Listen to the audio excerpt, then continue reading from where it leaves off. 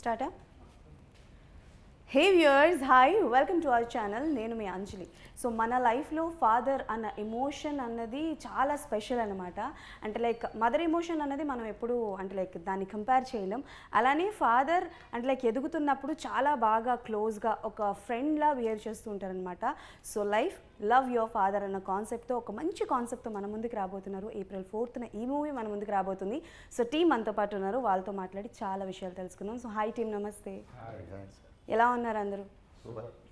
ఇప్పటి వరకు రిలీజ్ అయిన కాంటెంట్ గురించి మాట్లాడితే 3 సాంగ్స్ కావచ్చు, టీజర్ కావచ్చు, ట్రైలర్ కావచ్చు, వాస్ వెరీ నైస్ అండి. So I will start with captain of the ship. So first thing అంటే లైక్ లవ్ యువర్ ఫాదర్ అన్న కాన్సెప్టే వెరీ అట్రాక్టివ్గా ఉంది. సో ఈ కథ మొదలవడానికి కారణం ఏంటి? ఎక్కడ నాంది పలికింది ఈ పాయింట్? యాక్చువల్గా మీరు చెప్పినట్టు అమ్మ ఎమోషన్ మన బ్లడ్లోనే ఉండిపోతుంది. నాన్న అనేవాడు పెరిగే కొద్దీ మన బాండింగ్తో ఒక ఫ్రెండ్ లాగా ట్రావెల్ అవుతా ఉన్నారు. చెప్పి బాగుంది. యాక్చువల్గా నేను ఒక కథ రెడీ చేసుకున్నాను కోడాక్టర్ వర్క్ చేస్తున్న టైంలో. అనుకోకుండా ఈ సినిమాలో అందరూ ఫాదర్ కొడుకులతోనే రిలేటెడ్ అయి ఉంది సినిమా. కిషోర్ రెడ్డి గారని మనీషా ఫిలిమ్స్ ఇంతకుముందు యమలీల మాయలేడు ఆయన రీఎంట్రీ ఫిలిం కింద ఈ సినిమా చేస్తున్నారు. వాళ్ళ అబ్బాయిని నిలబెట్టడానికి ఆయన ప్రొడక్షన్ హౌస్ స్టార్ట్ చేశారు, మహేష్ రాటిని. ఆయన కొడుకు, వాళ్ళిద్దరు తండ్రి కొడుకులు ఈ సినిమాలో. నెక్స్ట్ హర్షాన్ని లాంచ్ చేయడానికి వాళ్ళ నాన్నగారు ప్రొడక్షన్ హౌస్ స్టార్ట్ చేశారు, అన్నపరెడ్డి స్టూడియోస్ అని. ఇక్కడ ఒక తండ్రి ఒక కొడుకుని నిలబెట్టడం కోసం ఒక సినిమా ప్రొడ్యూస్ చేయడానికి ఇక్కడ స్టార్ట్ చేశారు. ఈ ప్రాసెస్లో అందరూ ఒక రకమైన తండ్రి కొడుకుల బాండింగ్. వీళ్ళు ఇద్దరు ఆ తండ్రి కొడుకులు. మా నాన్న నేను ఎప్పుడు పైకి వస్తానో ఎదురు చూస్తా, ఆయన ఎక్కడో పల్లెటూరులో రోజు టీవీలో వచ్చే ఆ డైరెక్టర్ హిట్ అయితే ఈ డైరెక్టర్ ఎప్పుడురా నువ్వు సినిమా చేసి బాగుపడతావు అని చెప్పి ఆయన బాధ. సో ఒక మైండ్ హంటింగ్ అనమాట. ఒక తండ్రి కొడుకులకి ఎలా పైకి వస్తారు అదొక రన్ అవుతుంటుంది కదా. ఆ ప్రాసెస్లో తండ్రి కొడుకులు కట్ చేద్దామని చెప్పేసి వర్క్ చేసుకుంటున్నాను. అట్లాంటి టైంలో హర్ష వాళ్ళ ఫాదర్ వచ్చేసి హర్షాన్ని లాంచ్ చేయడానికి ఒక కథలు వింటూ ఉన్నారు. అప్పటికి వీళ్ళు చాలా కథలు విన్నారు. అట్లాంటి టైంలో నేను ఈ తండ్రి కొడుకుల ఎమోషనల్ కథ చెప్పడం జరిగింది. వాళ్ళు బాగా కనెక్ట్ అయిపోయారు.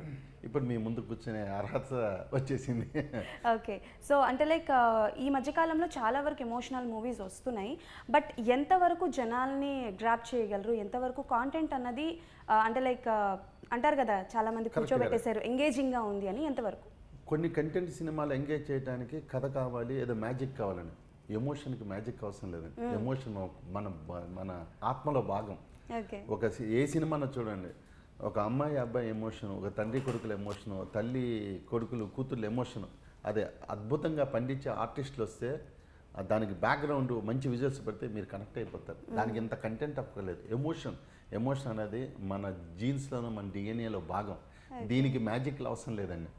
ఏదో మ్యాజిక్ చేసి ఒక మంచి ఐటెం సాంగ్ పెట్టాం, ఏదో దాంట్లో మంచి ఒక 20 రోజులు ఫైట్ చేసి బాంబులు వేసి బ్లాస్టులు చేసి భూకంపాలు తెప్పించాం. ఏమి ఎమోషన్ సినిమాకి అవసరం లేదు. మీ కథలోనే LYF లవ్ యువర్ ఫాదర్, దాంట్లోనే ఒక ఎమోషన్ ఉంది అని చెప్పేసాం. ఆ ఎమోషనే మిమ్మల్ని హంట్ చేస్తుంది. దీనికి అద్భుతమైన ఫోటోగ్రఫీ మా శ్యామ్ గారు ఇచ్చారు, మణి గారు ఇచ్చారు. ఇక్కడ ఉన్నారుగా చరణ్ గారి గురించి మనం ఒక హిస్టరీనే వచ్చేస్తుంది. ఆయన గురించి చెప్పాలంటే ఆయన చేయని శాఖలు లేవు. అలాగే మన ప్రవీణ్ గురించి ఆయన వికీపీడియాలో చేస్తే ఓ లిస్ట్ వస్తూనే ఉంటుంది. ఎన్నో సినిమాలు దగ్గర ఇయర్లీ ఒక 10 మూవీలు ఉంటాయి సార్. ఏం మాట్లాడుతున్నారు మీరు? తక్కువ చెప్పాను. 10-15 దగ్గరలో ఉంటాయి కదా. ఆయన ఎంత ప్రాణం అయ్యారంటే వాళ్ళిద్దరూ. ఈ సినిమాను మేము కథగా రాసుకున్నప్పుడు ఒక రూమ్లో కూర్చొని ఏదో ఊహల్లో రాసేసుకుంటాం. ఒక తండ్రి అంటే ఇలా ఉండాలి, ఒక కొడుకు ఎమోషన్. దాన్ని ఏదైతే పేపర్ మీద రాసుకున్నానో 100% మనం 100కే 100 మార్కులు వేసుకున్నాం. ఆ పైన ఇంకా లేవు పారామీటర్స్. ఆ పైన పారామీటర్స్ ఏమన్నా ఉన్నా కూడా మా చరణ్ గారికి ఇవ్వాల్సి వస్తుంది. అలాగే ఆ చరణ్ గారి పక్కన ఒక ఫ్రెండ్ క్యారెక్టర్ ఉంటుంది, ప్రవీణ్ గారిది. అదే ప్రవీణ్ గారు ఇటు హర్షాకు కూడా ఫ్రెండ్గా ఉంటాడు. అదే ఈ కథలో ఉన్న చిన్న స్పెషల్ అదృష్టం అండి. ఫాదర్ కి అటు పక్క కొడుక్కి ఫ్రెండ్ క్యారెక్టర్. సో అది ప్రవీణ్ చేసిన హెల్ప్. నాకు బ్రదర్ లాంటి వాడు. వాళ్ళిద్దరూ ఈ సినిమాని సోల్స్ ఒక హార్ట్ నిలబెట్టేశారన్నమాట. సినిమా హర్షాన్ కంటెంట్ లేకపోతే చేయడానికి ఉండదన్న. మంచి రైటింగ్, మంచి కంటెంట్ ఉంది దానికి మా హర్ష కూడా తోడయ్యాడు. మీది సినిమా చూసినప్పుడు ఇది హర్ష మేము డెబ్యూ అని పేపర్లోను పక్కన బ్రాకెట్లో డెబ్యూ DBU అని రాశాను అన్న. ఫస్ట్ నేను ఎంటర్ అయిన రోజు ఎమోషనల్ సీన్స్ ఉన్నాయి, హర్ష ఒబీడియంట్ కదా, కొంచెం ఒక 20 రోజులు షూటింగ్ అయిన తర్వాత వేద్దాం భయ్యా అన్నారు మీరు. అవును. కట్ చేస్తే రోజు దినదిన ప్రవర్ధమానం అన్నట్టుగా రోజు ఎమోషన్ ఫస్ట్ సినిమాలో అంతలా చేయటం గొప్పన. నేను మొన్న ఆడియో ఫంక్షన్లో కూడా చెప్పాను హర్ష. నిజంగా తను లేనప్పుడు కూడా తను ఇద్దరు అదే మాట్లాడుకున్నాం. ఎందుకంటే ఇప్పుడు హర్ష ఉన్న టైంలో మాట్లాడుకుంటాం, ఓకే ఏదో పిల్లాడిని పొగిడేస్తే పాడైపోతాడు అనుకుంటాం, కానీ మీ ఇద్దరం పర్సనల్గా మాట్లాడుకున్నప్పుడు ఫోన్ కాన్వర్సేషన్లో కూడా అప్పుడప్పుడు ప్రవీణ్ అదే అన్నాడు, అన్న డే 1కి ఆ లాస్ట్కి వచ్చేసరికి చాలా బాగా చేశాడు హర్ష. సో వీళ్ళ ముగ్గురు ఈ సినిమాకి ఒక ప్రాణం లాంటి వాళ్ళు. లైఫ్ వీళ్ళ ముగ్గురితో ఇంటర్వ్యూ చేయటం నాకు లైఫ్లో మెమరబుల్ ఇన్సిడెంట్. లైఫ్లో ప్రధాన పాత్ర చరణ్ గారిది, దాని చుట్టూ మా పాత్రలు తిరుగుతుంటాయి. బట్ ఒక్క సీన్ అన్న కట్ చెప్పినప్పుడు ఆ కంటెంట్ అర్థమైంది. చరణ్ సార్ ఆయన గురించి చరణ్ గారు చాలా బాగా చేశారండి అంటే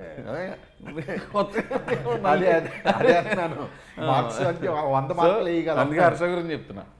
ఫస్ట్ సినిమాని ఎమోషన్ బాగా చేసింది. ఒక్క సీన్ చేస్తున్నాం అన్న, అది చెప్తాను. ఉగాది కదా, పండగ కదా ఇవాళ. ఒక సీన్ లోపల మా ఇద్దరికి ఫాదర్ గురించి నేను ఫస్ట్ నెగిటివ్గా ఉంటే, లేదు బాబాయ్ ఇలా ఉన్నారో నాన్న అని నేను కూడా మారి, సారీరా నా ఫ్రెండ్ నేను ఏదో ఎమోషనల్ అనేసి ఇద్దరం కళ్ళు తుడుచుకుని బయటకు వచ్చి అలా వెళ్తుంటే ఫాదర్ ఉంటారు బయట. అవును. ఆయన చరణ్ గారు ఏడుస్తూ ఉంటారు. ఆ సీన్ చూసినప్పుడు అనుకున్నానన్న, ఇది అంటే ఒక్కొక్క చోట చేసేటప్పుడు కూడా ప్రతి సినిమా మనం ప్రాణం పెట్టి చేస్తాం. అవును. కొన్ని మనం అనుకునే రిజల్ట్ రాకపోవచ్చు, బట్ ఒక్కొక్క చోట అనిపిస్తుంది కదా చేసేటప్పుడు. నాకు ఆ సీన్ చూసినప్పుడు నాకు ఇప్పుడు నేను చెప్తాను, నాకు సినిమాలో చాలాసార్లు డైరెక్టర్గా కొన్ని 100 సార్లు చూస్తాం కదా, నీకు నీ మూడు ఎక్స్ప్రెషన్ నాకు ఇప్పటికీ గుర్తున్నాయి. అంటే చరణ్ గారు హర్ష ఫుల్ లెంగ్త్గా సినిమా ఒకటి సూపర్ మన బెంగళూరు ఊరు వెళ్తున్నప్పుడు వచ్చి మన చరణ్ గారు అంటారు, ఎరా అమ్మకి ఎలా ఉంది అంటారు. అనగానే నువ్వు చాలా హాస్పిటల్ మెయింటెనెన్స్ లేదంట కదా అన్న చెప్పి ఆ ఎక్స్ప్రెషన్ నాకు ఇప్పటికీ ఎన్నిసార్లు చూసినా భలే అందంగా అనిపిస్తుంది.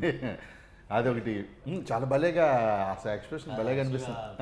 వాళ్ళ సీన్ ప్రవీణ్ గారు చెప్పినట్టు ఆ సీన్లోనే ఆయన ట్రాన్సిషన్ ఒక భయం నుంచి ఎమోషన్కి మారటం. దానికి ముందు సీన్ అయితే పిచ్చ కామెడీ ఉంటుంది. దాని తర్వాత భయపడుతూ ఉన్న సీన్లో తను వచ్చి ఎమోషనల్గా మాట్లాడిన తర్వాత ఈయన అలా ట్రాన్సిట్ అయ్యి అలా ఎమోషనల్గా మారుతారు చూసారా. నిజంగా నెక్స్ట్ నేను కూడా అదే చెప్పబోతున్నాను. నువ్వు ఆ ఎక్స్ప్రెషన్ నాకు ఇప్పటికే ఒక 3 షాట్లు గుర్తున్నాయి. అది ఆ ఫోన్ ఇలా పడేసి కొంచెం ప్రొఫైల్గా చూస్తావు నువ్వు దాంట్లో షాట్, నాకు భలే అనిపించింది ఆ షాట్.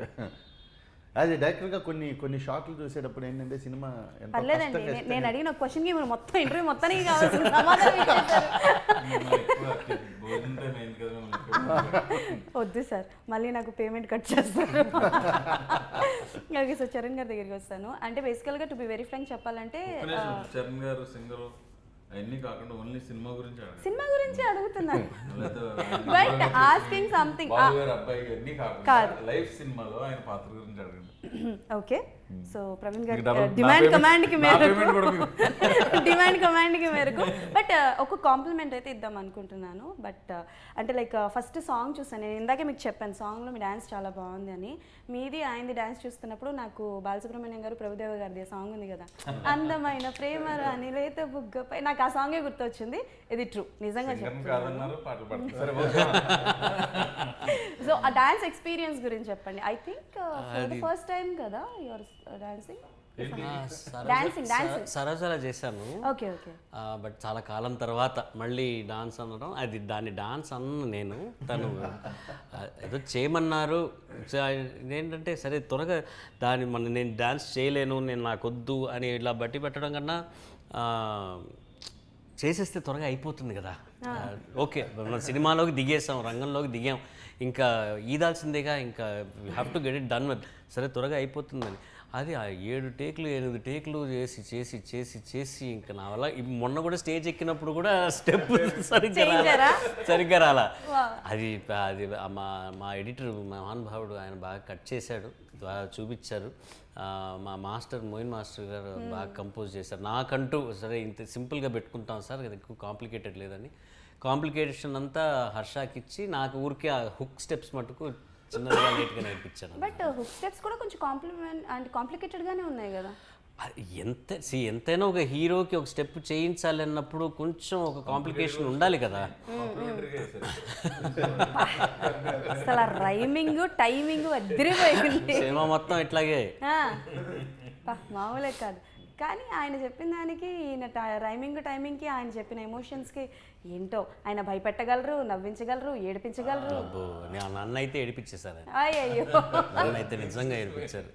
ఓకే, సో హర్ష గారు, so working with these kind of legendary people, so ఎలా అనిపించింది? This is the first one right, debut. So ఎక్కడైనా కొంచెం భయం, బెరుకు లాంటిది ఏమైనా? భయం కాదులే కానీ నాకు వాళ్ళ అంటే ఎలా ఉంటారు అనేది ఒక డౌట్ ఉండేది స్టార్టింగ్ నుంచి. సార్ కానీ లేదా ప్రవీణ్ అన్న కానీ మనకి ఆ ర్యాప్ ఇస్తారా, కంఫర్టబుల్ జోన్ అనేది ఇస్తారా లేదా, ఇవ్వకపోతే నాకు తెలిసి అంత బాగా వచ్చేవి కాదు సీన్స్ కానీ ఏవి. వాళ్ళు నాకు ఒక ఫ్రెండ్ లాగా ఒక అన్ని సీన్స్లో ప్రతి దాంట్లో నాకు సపోర్ట్ చేస్తున్నారు.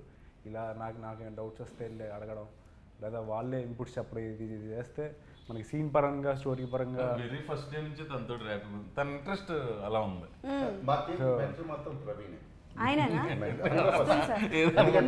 ఏదైనా సీన్ చెప్పినాను అన్న, ఈ సీన్లో కొంచెం ఇంప్రవైజేషన్ ఇలా చేద్దాం అన్న బాగుంటుంది. ఈవెన్ హర్షాకైనా, ఎందుకంటే చరణ్ గారికి వాళ్ళిద్దరున్న ఫ్రెండ్షిప్ వేరు, మా టీంకి మాత్రం మెంటర్ ప్రవీణే. అది ఓపెన్గా చెప్పొచ్చు. ఏదన్నా నేను తప్పు చేస్తున్నాను అనుకో అన్న, చిన్న ఏదన్నా ఏదో ఇలా చెయ్యి అన్న, భలే ఉంటుంది అన్న, ఇలా చేద్దాం అన్న, ఇలా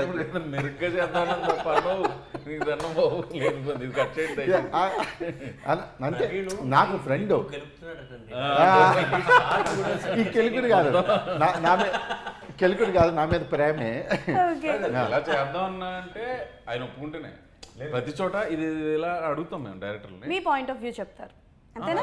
పాయింట్ ఆఫ్ వ్యూ కదండి, ఇది సార్ ఇలా చేయను అంటే డైరెక్టర్ గారు ఒప్పుకుంటే ఓకే, లేదు అది వద్దు అంటే అది ఆపేస్తాం. మరి అది లేకపోతే రెండు మూడు సార్లు నేను ఒప్పుకోలేదు, మా ఇద్దరి మధ్య అది కూడా జరిగింది. అది వచ్చేసి అన్న ఇది మార్దాను, లేదు ఇదే చెప్పు, లేదన్న ఇది మార్దాను. నాకు డైరెక్టర్ గారి చేతిలో ఉంటుంది, మేము అడగటం మా బాధ్యత. సార్ చేశారంటే ఓకే బాగానే ఉంది వెళ్ళండి, వద్దు ఇదే అంటే అదే అడగటం వరకే, అడగడం మన బాధ్యత. కెప్టెన్ గ్రాంట్ చేయలేదు.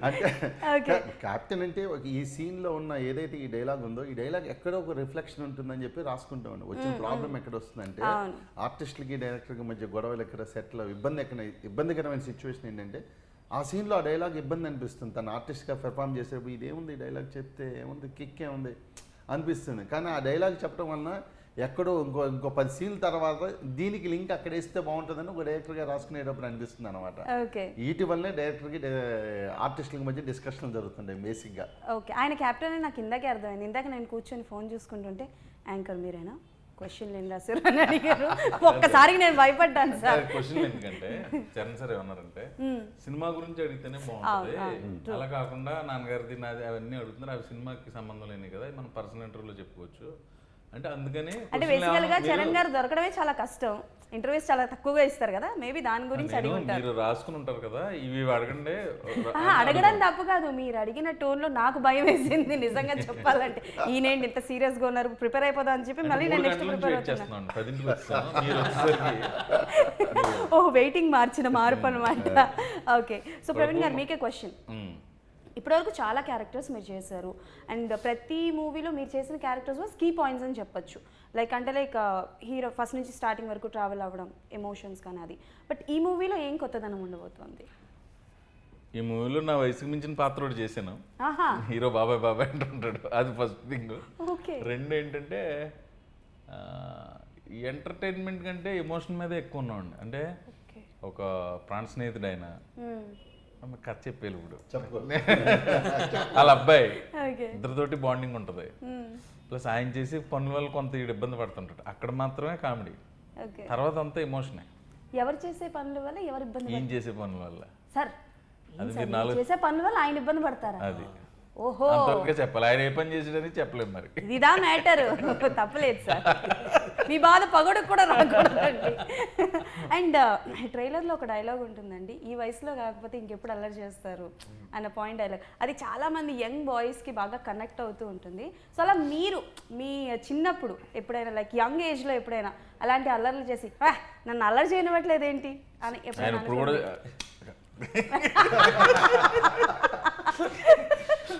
చెయ్యకుండా ఎదిగిన వాళ్ళు ఎవరన్నా ఉన్నారా ఉంటారా? అసలు మీరు ఇప్పుడు ఇంకా మానలేదు మీరు.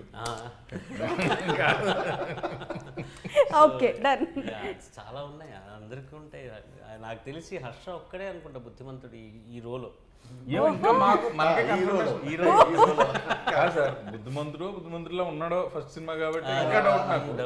సరే ఎనీ మెమరబుల్ అంటే లైక్ డ్యూరింగ్ ద షూటింగ్ టైంలో హర్ష గారి క్యారెక్టరైజేషన్ చూసి మనం కూడా ఇలా చేసాం కదా అని ఏ సీన్ చూస్తున్నప్పుడు అనిపించింది? అంటే క్లబ్ తప్పతాగి పోలీసులు అరెస్ట్ చేసి అట్లాంటి సీన్ నా లైఫ్లో ఎప్పుడు రాలేదు. ఓకే, అంటే సినిమాలో ఉందా సార్ అలాంటిది? నాకు కూడా తెలియదు. ఉంది కదా, ఉంది కదా. అది కామన్ కదా సినిమాలో ఉంటది. చెప్పండి. ఓ మీరు లేరు ఆ సీన్లో? ఆ సీన్లోనే.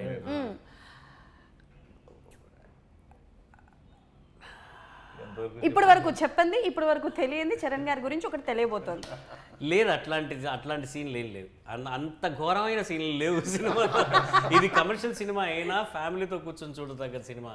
ఓకే, సో అట్లాంటి అల్లరి లేవి ఈ సీన్స్లో లేవు. ఓకే, అల్లరి లేవు. మీ లైఫ్లో ఎక్స్పీరియన్స్ చెప్పండి.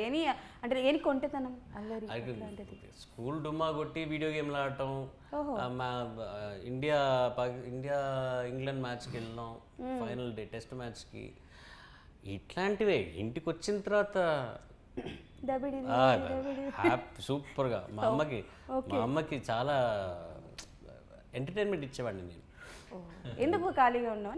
ఎందుకమ్మా ఊరికే బోర్ కొడుతుందిరా ఇట్రారా అని చెప్పి వాయిస్తూ ఉంటాను. జనరల్ గా చేతులైనా సార్ ఏమైనా వాడేవారా? స్టిక్ బెల్ట్లు, మా నాన్నగారి బెల్ట్. ఓహో సూపర్ సార్. అమ్మో, మీరు చేతికి దొరికింది ఇవాళ జీపురు.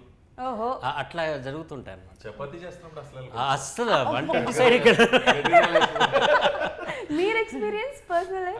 సరే మీ క్వశ్చన్ మారుస్తాను. ఇందాక ఎలాగో పార్టీ అనే పదం వాడారు కాబట్టి మీరు ఎక్కువగా పార్టీ ఇండస్ట్రీలో ఉన్న ఫ్రెండ్స్లో ఎవరితో చేసుకుంటారు పార్టీస్? ఇండస్ట్రీలో పార్టీలు అంటారు కానీ అంత ఏమి ఉండదండి. సాయంత్రం అయ్యేసరికి ఇంకో పని చేసి మళ్ళీ ఏదో డబ్బింకో గిబ్బింకో వెళ్తారు, ఇంకా ఫ్యామిలీ లైఫ్లోకి వెళ్ళిపోతారు. మేమైతే ఒక 10 members ఒక గ్రూప్ ఉన్నాం. నేను, వెనిల్ కిషోర్, శ్రీనివాస్ రెడ్డి, సత్య, రాజేష్, చిత్రం సీను, రఘు కార్మంచి, నవీను, ఇలా మా బలగం వేణు, ధనరాజు. మేము నెలకోసారి కలుస్తాం. ఇప్పుడు అది కూడా తగ్గింది, 3 నెలలకోసారి ఇప్పుడు కలుస్తాం. ఆ రోజు ఒక 3-4 hours ఫుల్ ఎంటర్టైన్మెంట్ ఉంటుంది. మామూలు ఎంటర్టైన్మెంట్ కాదు కదా. తెలుసులేండి, అది ఫ్లయింగ్ కలర్స్ అని ఒక గ్రూప్ ఉంది, అంతే మేమే. మిగతా అప్పుడు పెద్దగా పార్టీ.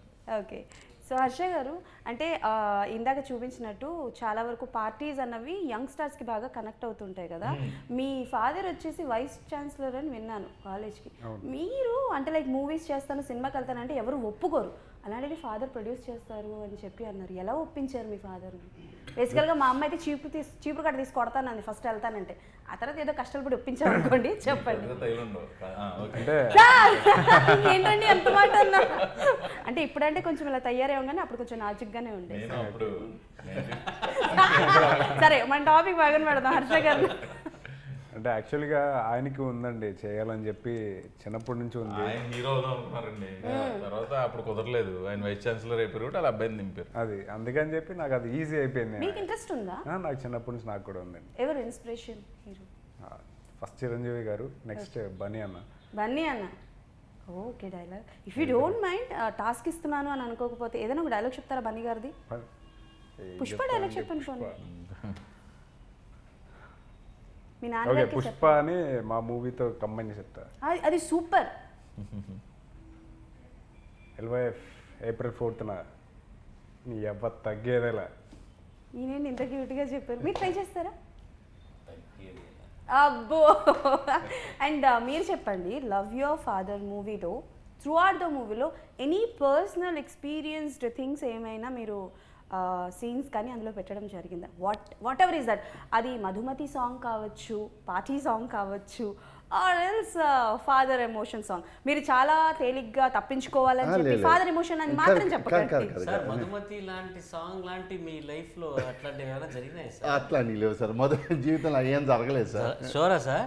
షూర్ సార్, ఇరికెచ్చుకోండి నన్ను, మీకు దన్నం. మీ ఫ్యామిలీ వచ్చారు కదా, అదే మీరు స్కెచ్ చేస్తారు లేకపోతే చెప్పేవాడు కదా. ఇక్కడ మరి వినపడేటట్టు కూర్చున్నారు ఆవిడ కూడా. సరే మనం ఇంకొంచెం ఇరికిద్దాం సార్, పర్లేదు.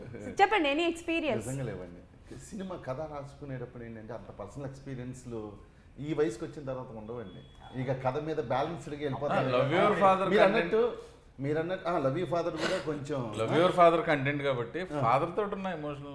నేను అదే చెప్తున్నా, ఆయన స్కిప్ అవడానికి ఫాదర్తో ఎమోషన్ సీన్స్ పెట్టానని అంటారేమో అని, అది కాకుండా వేరే ఏదైనా చెప్పండి అంటున్నాను. అదే అంటున్నాను, ఒక యంగ్స్టర్కి ఉన్నప్పుడు ఏదన్నా ఇమీడియట్గా మనం కాలేజ్ రోజు నుంచి ఇమీడియట్గా డైరెక్ట్లు అయిపోతుంటే అవి రిఫ్లెక్ట్ అవుతాయేమో. కానీ ఇంకా ఈ ఏజ్కి వచ్చేసిన తర్వాత 30 ఏళ్ళు ఇండస్ట్రీలో జర్నీ చేశాక ఒక కథ మీద నమ్మకంతో దాన్ని నమ్ముకొని ఆలోచిస్తూ వెళ్తామే కానీ పర్సనల్ మన స్వానుభవాలన్నీ 99% రావండి ఎవరికి.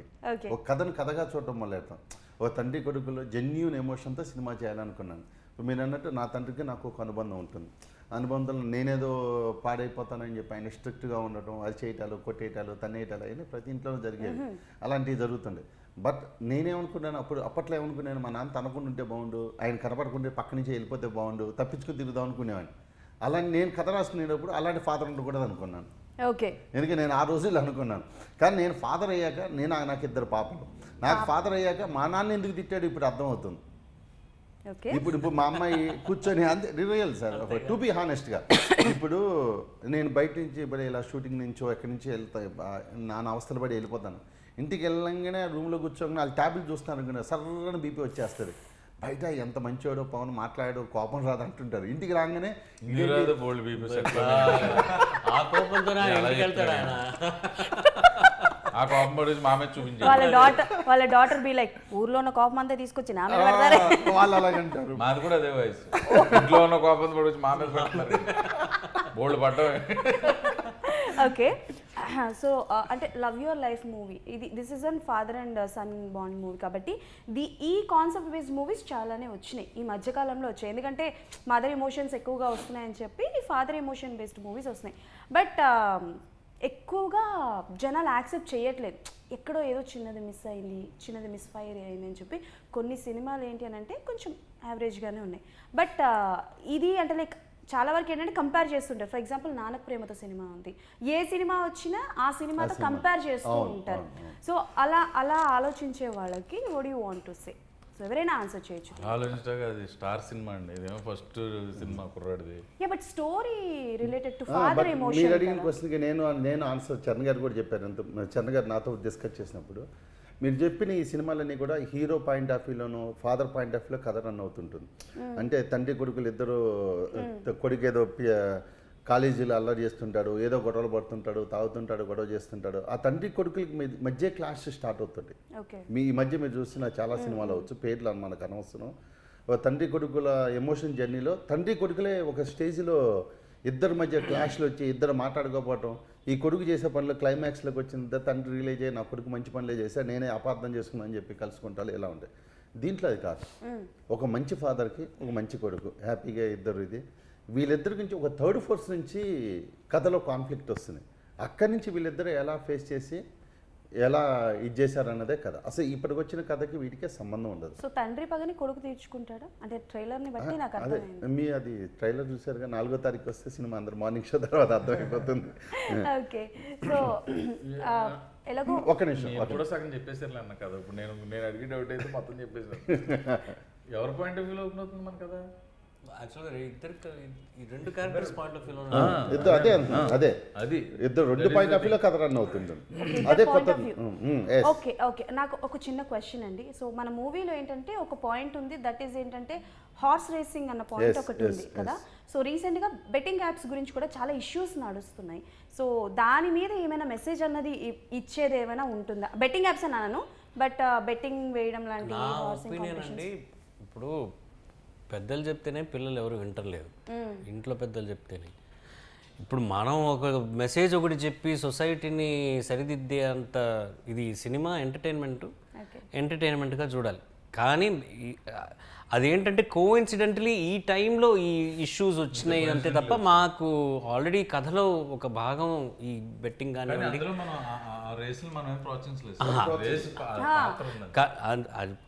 అదే యాజ్ కోఇన్సిడెంటల్గా ఇది మంచిది అని మేము ఎక్కడ చెప్పట్లా.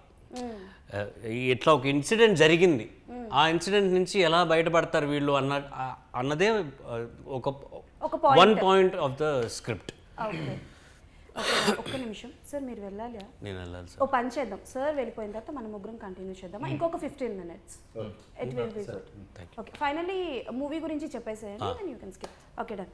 సో ఫైనలీ ఈ మూవీ ఎలా ఉండబోతోంది, ఏంటి, జనాలు మూవీకి వస్తే ఎలా? మంచి ఎఫర్ట్ పెట్టాం అందరం. నా రీఎంట్రీ, హర్ష డెబ్యూ, ప్రవీణ్ నవాబ్ షా, ఇంకా ఎన్నో మంది లెజెండరీ యాక్టర్స్, సీనియర్ యాక్టర్స్ ఇండస్ట్రీలో ఈ సినిమాకి సహకరించారు. డైరెక్టర్ గారి ఫస్ట్ సినిమా. చాలా చాలా విషయాల్లో ఈ సినిమాలో ఉన్న ఎమోషన్స్ అన్నీ మా లైఫ్లో కూడా ఉన్నాయి ఇప్పుడు. ఎందుకంటే మా మనీషా ఆర్ట్స్ అండ్ మీడియా వాళ్ళది రీఎంట్రీ, వీళ్ళ నాన్నగారిది first production. So it's everything put together, ఒక మంచి సంకల్పం, మంచి ఎఫర్ట్ పెట్టాం ఈ సినిమాలో. సినిమా బాగా వచ్చింది. ఇంకా దీని తర్వాత అద్భుతమైన చిత్రం మీరు వచ్చి చూస్తే మీ జీవితం మారిపోతుందనే ఇట్లాంటి కబుర్లు నేను చెప్పను. మంచి సినిమా, మీరు సినిమాకి వెళ్ళాలని అనుకునే పరిస్థితుల్లో ఇది ఒక మంచి సినిమా. చూడండి, చూస్తే మీకు నచ్చుతుందని నా అభిప్రాయం. ఓకే, థ్యాంక్ యూ అండి, thank you so much. So ఆయన కొంచెం బిజీ ఉన్నారు, హీ వాంట్ టు లీవ్. అయిన తర్వాత మనం మాట్లాడుకుందాం. Thank you ma'am, pleasure meeting. Thank you. Sir.